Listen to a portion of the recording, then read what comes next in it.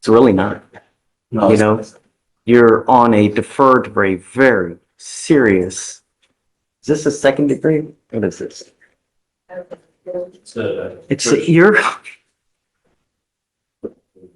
You're on deferred for a first degree felony where the minimum is 5 years to 99 years or life.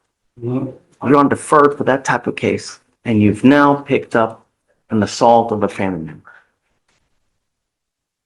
You know, I got to tell you that there are some people in your life that are complete cancer to you. And if you don't cut those people out of your lives, they kill you. You have now been invaded with this type of cancer, and it's going to kill you. If it hasn't already, it's damn near close. Somehow, we have to get the message to you that rules are in place, and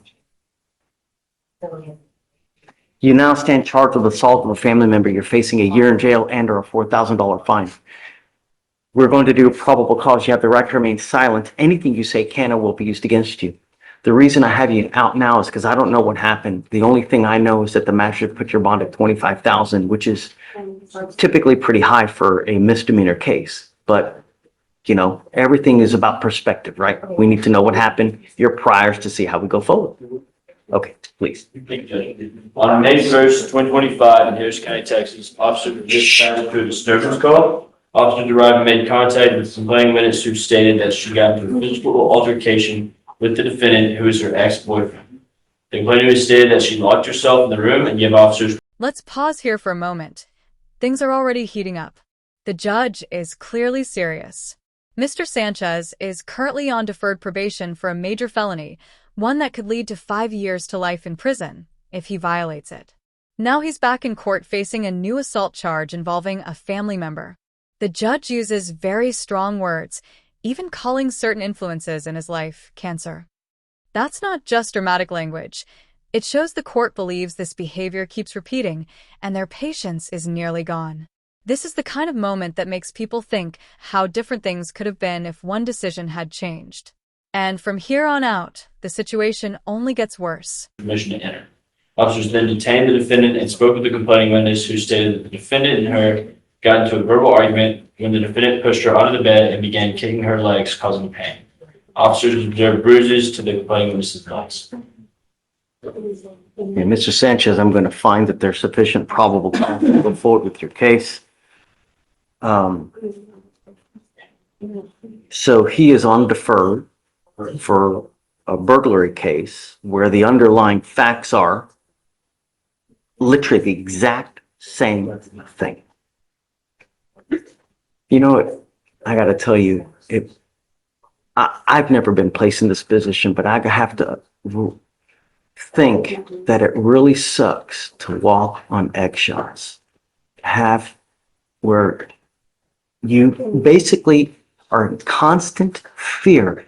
What's going to happen to me today? Is he going to get upset? Is he going to go off on me today? Is something going to happen? Imagine. No one should have to live like that, Mr. Sanchez. It's just not fair. I'm ordering you not to have any contact with this person, not to be in possession of weapons, have a GPS monitor on your ankle so I know where you are at all times. You're not to go within 1,000 feet of where she lives or where she works. The monitor is going to tell me exactly where you are at all times. I'm going to tell you now that your bond is at $25,000. If I find that you break any of these conditions, I'm going to make your bond so high you'll have hairs off your beard falling out. Do you understand? Yes, Your Honor. You're not to consume alcohol, illegal drugs, or use anything in an intoxicating manner. What's your position on the bond reduction? Judge, this is going to be opposed. This is the, thank you, Judge, because of the fact that the defense currently on deferred, the underlying complaining witness being the same as is in this case. This is also the 6th case, Your Honor, although 3 of those have been dismissed. She's not here. where the underlying complaining witness is the exact same as this in this case. Did you want to say something? Judge, again, he's indigent. He doesn't have money to afford any type of bond. I believe, looking back in the records on the felony case originally, I think that complaining witness, the same complaining witness here. This is where the emotional impact really sinks in. The judge shifts attention to the fear and uncertainty the alleged victim may have lived with, constantly tense, never knowing what might happen next. It's one of the most powerful and human moments of the hearing. The defense then steps in, mentioning past charges that were dropped, financial struggles, and possible misunderstandings. This creates the classic courtroom struggle, a history of behavior versus the chance for change. Public safety versus giving someone another shot. And the main question the judge is trying to answer is simple but serious. Backhand index pointing right, can he be released without putting others at risk? Was saying that nothing happened. It was miscommunication. Somebody else called the cops. I don't know if they've contacted her on this particular case.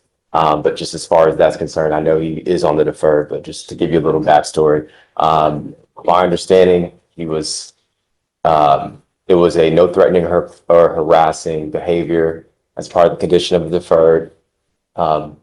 He was allowed to contact her. I believe, she's saying X, but she invited him over. He was authorized to be there. And so from that standpoint, just giving a little bit of background on everything, I would be asking for a PR bond, $1,000 PR bond on this case.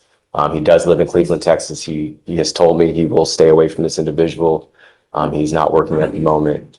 He doesn't have any means, manner to afford any other type of bail, Judge.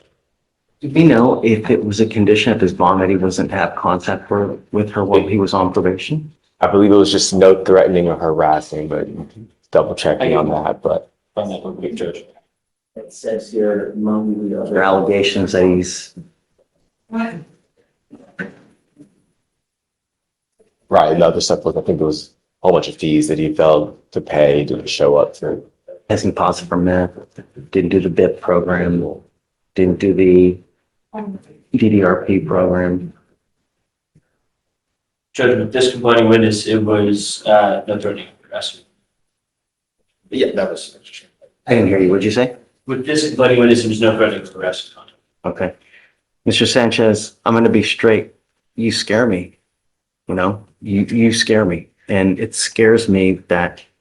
This case is a clear example of how quickly bad choices can pile up and how close someone can come to losing everything. If this courtroom moment made you think or feel something, share your thoughts below. Backhand index pointing right, do you agree with reducing the bond? Backhand index pointing right, or should the judge have taken a harder stance? Subscribe for more real courtroom moments, hit like, and share this video with anyone who follows real-life legal drama. The last thing I want is another death on our streets. And, he's being held at no bond as it is now. So anything that we do would be, I do think that a PR bond is wholly inappropriate. I'm not going to give him a PR bond. I will give you a bond reduction. I'll reduce it to 10,000.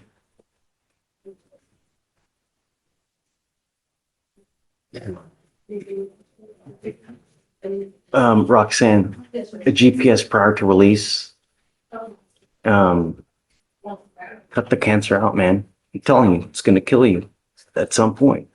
Really, just life is not worth sitting in a 6x9 box for the next 15 years where there's so much fun. I mean, the new Switch is coming out, man. I'm like to play for it, But now, really, life's too short, man.